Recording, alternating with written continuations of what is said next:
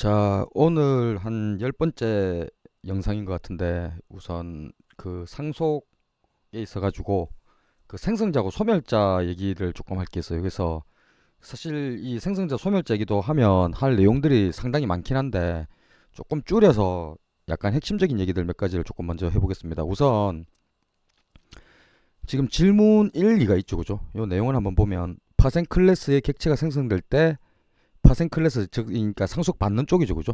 요거랑 그다음에 기본 클래스의 생성자가 모두 실행되나 아니면 파생 클래스의 생성자만 실행되는가라는 질문 한 게 있고요. 그다음에 질문 2는 파생 클래스의 생성자하고 기본 클래스의 생성자 중에서 어떤 생성자를 먼저 실행하느냐, 그러니까 어느 게 먼저 호출되느냐, 요거에 대한 질문 있죠. 우선 답을 먼저 보면 파생 클래스 만들어질 때 우리가 기본 클래스의 생성자도 불러야 됩니다. 호출해야 됩니다. 그래도 둘 다 실행된다가 답이고요. 질문 2는 어느 게 먼저 그러면 생성자가 실행될 거냐?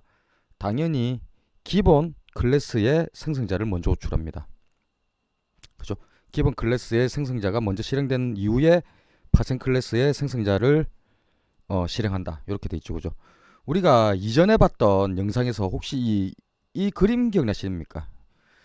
포인터가 있었을 때, 그죠? 우리가 클래스 포인터라는 걸 하나 만들고 요걸로부터 상속받는 파생 클래스 컬러 포인트를 만들었을 때 제가 그려놓은 그림, 우리 교재에 있는 이 그림을 보면 위쪽에 뭐가 있습니까? 기본 클래스 포인터 자체가 이렇게 메모리가 생깁니다.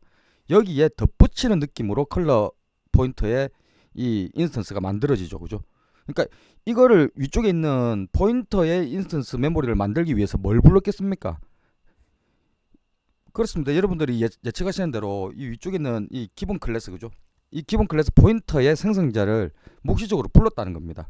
부르고 그 이후에 이제 자기 자신, 즉 컬러 포인트의 생성자가 묵시적으로 여기서도 불리면서, 왜냐하면 우리가 이게 명시적으로 지금 구현을 안 해놨잖아요, 그죠? 명시적으로 구현을 안 해놨으니까 당연히 묵시적으로 불리면서 요 부분에 메모리가 만들어진다고요. 그래서 요 개념을 그대로 가지고 와보면 지금 질문 1번과 질문 2번에 대한 답이 예측이 되시죠, 그죠? 그럼 요거를 조금 더 단계를 한 단계 정도 더 올려볼게요. 클래스가 이렇게 세 개가 있어요. 지금 보시다시피 A 클래스가 있고요, 제일 상단에. 그 다음에 B 클래스가 있는데 이 B 클래스는 A 클래스로부터 상속을 받습니다. 그 다음에 C 클래스가 마지막 밑에 한 개 더 나오는데 마찬가지로 B 클래스로부터 상속을 받아요. 그러면 우리가 메인에서 코드를 이렇게 작성을 했을 때, 그렇죠? 인스턴스를 C 타입의 C라는 인스턴스를 하나 만들면 얘가 만들어지면서 어떻게 하겠습니까? 자기 자신의 생성자를 부를 겁니다. 근데 이걸 제일 먼저 부르는 게 아니라 이 생성자를 호출을 하면 밑쪽에 약간 힌트가 있죠. 컴파일러는 C 생성자 실행 코드를 만들 때 생성자 B를 호출하는 코드를 삽입한다고 되어 있지 않습니까? 그럼 호출은 당연히 C 얘를 먼저 불러요. 부르는데 얘를 바로 먼저 실행을 하는 게 아니라 어떻게 합니까? B를 이 B 클래스의 생성자를 호출하는 코드를 삽입을 해버립니다. 그러면 마찬가지로 이 B 클래스의 생성자를 부를 때 얘도 똑같은 짓을 하겠죠. 요거랑 A 클래스의 생성자를 호출하는 코드를 삽입을 한다고요. 그러면 당연히 지금 이 그림의 넘버링을 보면 C 생성자가 먼저 불리고 그 다음에 B 생성자가 불리고 그 다음에 A 호출을 한다고 되어 있지만 실제 실행 순서는 요 그림에 나와 있죠. 그죠? 4번이 먼저 실행되고 리턴되고 그 다음에 B의 생성자 실행되고 요 5번이죠. 요게 리턴되고 그 다음에 C의 실행 C 생성자 실행 6번. 실제 실행은 역순으로 되지 않습니까? 그죠? 제일 부모부터 먼저 만들어지고 그 다음 이제 제일 밑에 제일 하단에 있는 클래스의 생성자가 실행이 되는 겁니다. 그러니까 호출은 C, B, A 순서가 되지만 실제 실행은 A, B, C 순으로 된다고요. 그리고 그 결론을 보여주는 게 이게 결과거든요. 실제로 코드를 작성해 보시면 생성자 A가 제일 먼저 불리고요. 그죠? B가 그 다음에 실행되고 C가 그 다음에 실행되고 소멸될 때는 또 여기 가운데로 나눠서 한번 보십시오. 역순으로 가죠. 여러분들 보시다시피 제일 처음에 C, 그 다음에 B, A 이런 식으로 그 소멸자가 호출이 됩니다. 즉 요거를 제가 조금 여러분들이 이해하기 쉽도록 뒤에다가 그림을 하나 그려놨는데 요걸 보면서 한번 얘기를 해볼게요. 자, 우선 파생 클래스의 객체가 소멸될 때 이걸 말로 적어놓으면 이렇게 됩니다. 여러분들 보시다시피 파생 클래스의 소멸자가 먼저 실행이 돼요. 당연히.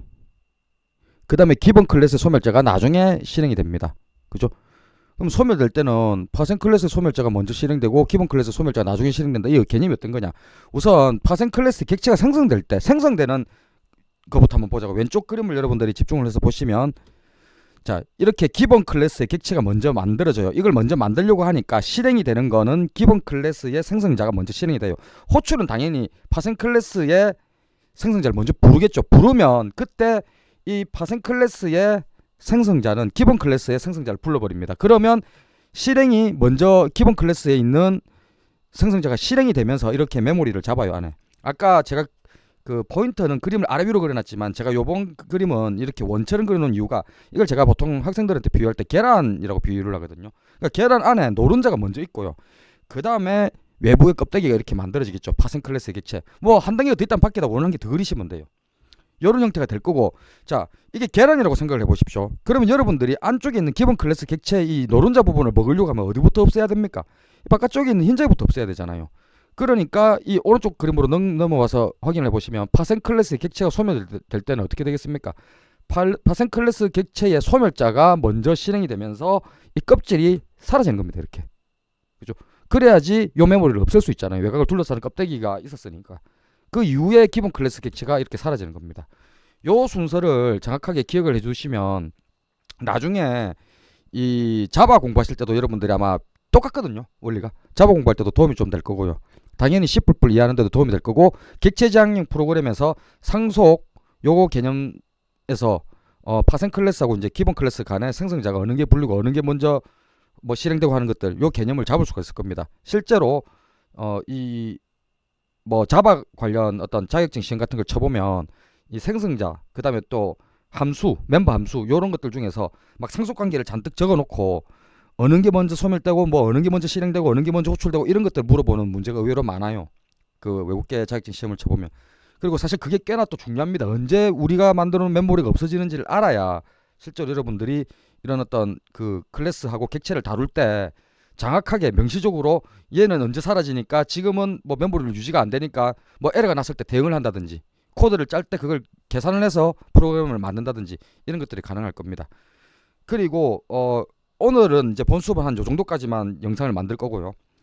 아마 다음에 얘기를 조금 더 하면 이제 요런 것들 중에서 조금만 더 추가적으로 얘기를 해보면 요런 내용이 한 게 있습니다. 컴파일러에 의해서 묵시적으로 기본 클래스의 생성자를 선택한다. 뭐 선택하는 경우, 우리 앞에 예제를 봐서 알겠지만 적혀 이렇게 기본 클래스의 생성자가 이렇게 있는 경우가 있고요. 이거 코드가 없는 경우가 있습니다. 아까 CP 같은 게 없었죠. 컬러 포인터하고 포인터 관계에서 우리가 보면 생성자를 안 적어놨어요. 그러면 디폴트 생성자 불러버립니다. 여러분들 저하고 디폴트 생성자 배웠잖아요. 그죠? 아무것도 하지 않는, 어떤 내용도 없는 거. 그죠? 적혀 있다면 기본 생성자를 불러주고요. 이렇게 구현이 되어 있다면, 없다면 디폴트 생성자를 부릅니다. 그래서 그 나중에 보면 혹시 매개 변수 있는 걸로 우리가 어떤 인스턴스 만들 수 있잖아요. 여기다가 예를 한번 들어볼까요? 뭐 예를 들어서 B 타입의 P를 만드는데 뭐 얘가 예를 들어서 뭐 20이라는 값을 받아가지고 얘를 만드는 코드다.